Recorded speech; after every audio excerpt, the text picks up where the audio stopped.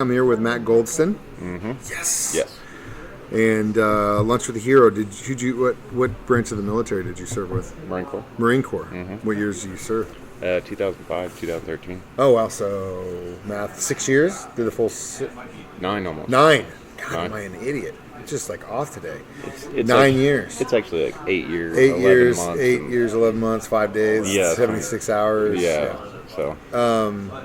Why'd you join up? A lot of different reasons. For one, just a change in what I was doing. Yeah. But, what were you doing? Well, actually, I had graduated high school in 2004. Okay. And so from 2004 to 2005, job to job. Yeah. Whatever. Figuring it out, partying, Yeah. all that stuff. Finally, 2005, I was like, screw it, I'm just going to join. I want to go do something different. And the whole 9/11 thing got me in the mood for that. And then even then, I couldn't join back then to the 2001. I wasn't old enough. Yeah. But for the most part, just being out there for the country, I guess you could say. That's good. Yeah. That's cool. Are you from around here? No. Where are you from? Born and raised Phoenix, Arizona. Okay, Arizona boy. Yeah. How the hell did you get here? Life choices out this way. My wife's family lives out here. Oh, okay, gotcha. So. That's cool. That's good. Not a bad country, man. I mean, we got a little bit of everything here. Mm-hmm. Not all committed. I mean, we don't have desert, but Right. that's the only thing we don't have. So, what'd you do while you were in the Marines? I was actually infantry. Infantry. Yeah, I so went hardcore. Front lines. Yeah. Fighting wars. Yeah. So. How many times did you go overseas? 4 times. 4 times. Yep. All Afghanistan, Iraq stuff. Or? Yep. Yeah. Well, first deployment was on MEU with the Navy. Okay. We just on a bunch of ports and whatnot, and then after that, Iraq and Afghanistan. So. Yeah. Yeah. You like the desert? But you're used to it from being in Arizona, though. There's Is it different kind of desert. different kind of desert? Different desert. Yeah. Yeah. Interesting. Mm-hmm. Anything that happened over there? I mean. Well, it's war. Yeah. You know what I mean? Yeah. I don't know what. There's stuff that happened over there that I won't talk about. Oh yeah, obviously I know that. know, I totally understand Yeah. that. But no, that's not what I mean. I guess I always ask from the standpoint of like experience, not in the stance of what you know what I mean. Like Okay. like did you have an interesting situation where you got to try some crazy food, or did you show up in this? Did you guys play freaking Call of Duty? You know what I mean, like stuff like that. Like the stuff that you don't. I mean, because everyone knows. Not everyone. I don't mean like that. Not everyone knows what war is like. But what I mean is everyone knows the war side of it. You know what I mean? The stuff that you don't want to talk about, and I totally get that after doing this for a long time, and I totally understand it. But what people don't understand is like the little things are usually the big stuff that you remember. You know what I mean? Because my example is like with what I do on the radio, everyone's like, "Oh my God, you met bands, you get to go to concerts, blah blah blah blah blah." Right. That's not the stuff that I really care about. The stuff that we're doing now is like what I care about. Going to people's jobs and see what they do every day. That's the little stuff. That's the experience. What I'm getting at. Right. You know what I mean? Oh yeah. Okay, so then I would say on beginning one of my first deployments.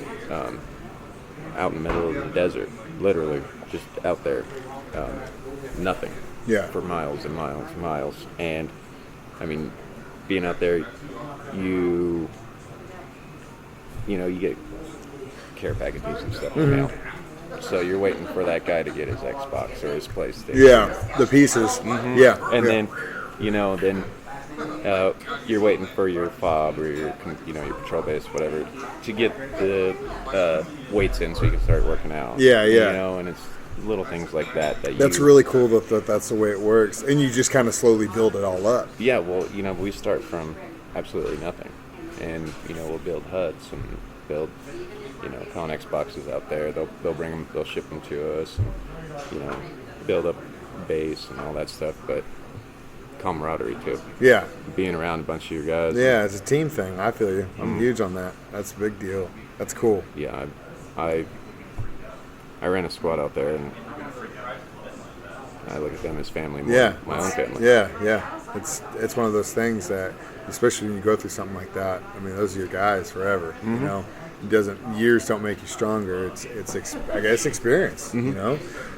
So when you signed up, I mean, you re-enlisted, I'm assuming, right? Oh, yeah. 9 years, right? Yeah. So why'd you re-enlist? I liked what I did. Yeah? I'd be honest with you, I liked going out there, and I know this sounds kind of harsh, but I liked going out and doing your thing. Firefights. I feel you. Some guys are in it. I feel you. You know, there was no other adrenaline in the world. Yeah. None. Yeah. Go out there, you get in a firefight, you're knee deep in mud trying to run through the fields in Afghanistan, and you know, that was Southern Helmand Province, Afghanistan, but you know, being out there and watch people get killed and all that other stuff, but that, you know, the chase, I feel you. Oh yeah. Yeah. Oh yeah. That's another reason. That's probably the main reason why. Yeah. Yeah. So then I'm assuming you probably met a girl, got married, and was like, okay, I'm out. Actually, that's kind of funny. I got married before the Marine Corps. Oh, really? Yeah. So she stayed while you were back and forth. Yes. Yeah. Yes. You know, a lot of girls and women, and even men too, like the wives and the husbands of those who serve, don't get the credit I think they deserve sometimes for the ones that do stick around and support. You know what I mean? Like, you hear those horrific stories about guys that go over and they're like, 18, 19, they meet some girl, and he's gone, she's lonely.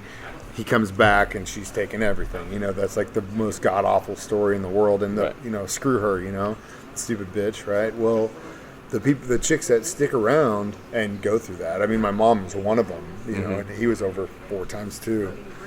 And I applaud them because that's just as tough a job sometimes, I think, Oh, yeah. Well, especially she had to raise my daughter. Yeah. And hell, I missed birthdays and Christmases nonstop. And she raised her by herself. So it's tough. It's a tough aspect that a lot of people don't really consider. Very much so. They have to, the whole thing, part of being life, I guess. Bills and...